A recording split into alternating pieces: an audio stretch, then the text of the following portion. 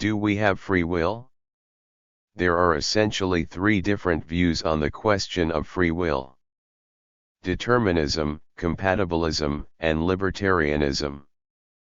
Determinism and compatibilism deny that we have free will, while libertarianism affirms that we do have free will. Let's start with determinism. Determinism is the idea that every effect is the result of prior causes. Hence an action is determined by its cause, and that cause is determined by prior causes. This idea of cause and corresponding effect is well accepted by science. Indeed, cause and effect is a foundational principle of science. If a rock is thrown through a glass window, the glass will break. The rock had no part in deciding whether the glass should break. It was the cause, the glass breaking was the effect. The rock had causal power but not free will. If all there exist are material physical things, and there are no immaterial things such as souls, then everything should follow the logic of cause and effect. From the initial conditions such as the Big Bang, the atomic interactions of all that exist then will causally interact to give us how things are today and will be in the future also. That is a consequence of materialism, otherwise known as physicalism. This view is also known as naturalism, one consequence of it being that human beings are just like any other object in the universe, different in degree but not in kind. Hence the logic of determinism denies free will. Why? Thomas Hobbes explains it through his theory of human action. He thinks that all decisions we make are caused by our desires and beliefs, the way animals also have desires and beliefs. These desires and beliefs are not something we can prevent ourselves from having. We get hungry or feel an itch.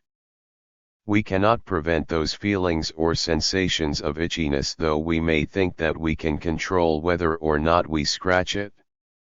They come from outside of ourselves or come from material causes. How about our use of reason? If we reason correctly, it means we would come to the right conclusions. Say we are hungry and there is food in front of us.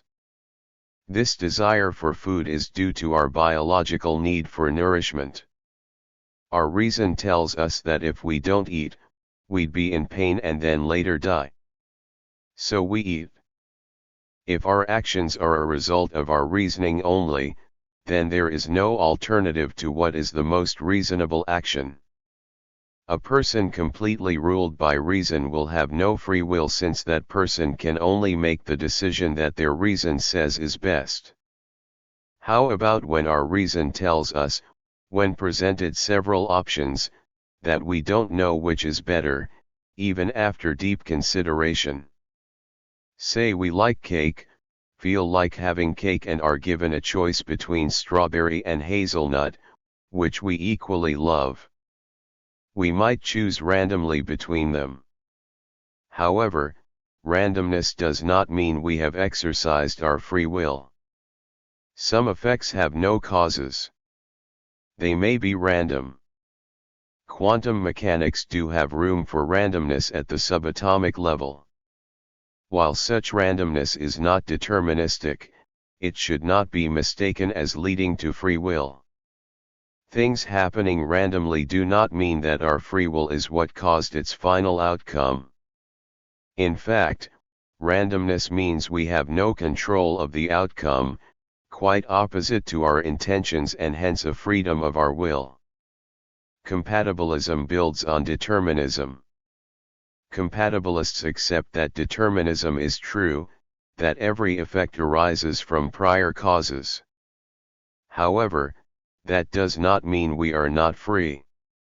It just means that what we decide is what was always going to happen anyway. We cannot not decide how things will turn out. So in that way, we still do not have free will, but we just don't feel it. Even when we think we are freely deciding, we are not, because our decisions are compatible with what was already predetermined. Freedom for the compatibilist is when we do not feel our decisions are obstructed. We can choose to remain in a locked room.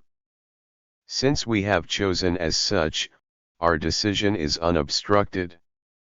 We, however, cannot choose to get out.